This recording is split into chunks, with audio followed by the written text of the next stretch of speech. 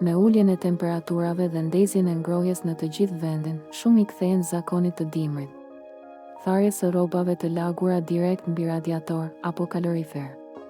Ekspertët paralajmërojnë se kjo praktikë, ndonse duket praktike dhe ekonomike, në fakt mund të shkaktojë probleme serioze për shëndetin dhe shtëpinë. Sipas paralajmërimit të fundit të Organizatës Britanike të Konsumatorëve, WOC, mbulimi i radiatorit me rroba pengon qarkullimin e ajrit të ngrohtë dhe detyron sistemin e ngrohjes të punojë me ngarkesë të rritur. Rrobat e lagura krijojnë një barierë të ftohtë që bllokon përhapjen e nxehtësisë në dhomë, duke bërë që radiatorët të punojnë më gjatë dhe të konsumojnë më shumë energji.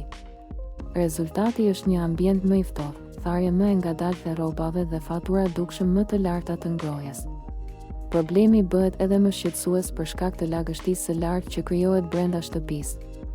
Tharja e rrobave në ambiente të mbyllura mund të rrisë nivelin e lagështisë deri në 30%.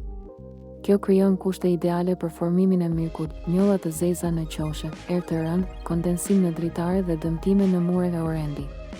Ekspertët theksojnë se lagështia e tepërt mund të shkaktojë alergji, probleme të frymëmarrjes dhe dëmtime në shtëpi. Ata rekomandojnë që rrobat të mos vendosen direkt mbi radiator, por në një varëse të vendosur pak larg tij. Në këtë mënyrë nxehtësia qarkullon lirshëm dhe tharja bëhet pa dëmtuar ambientin.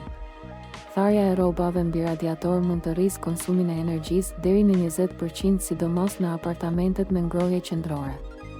Ndaj rekomandohet të lejohet qarkullimi i lirë i ajrit dhe tharja e rrobave në mënyrë të sigurt për të mbajtur shtëpinë më të ngrohtë, më të shëndetshme dhe me fatura më të ulta.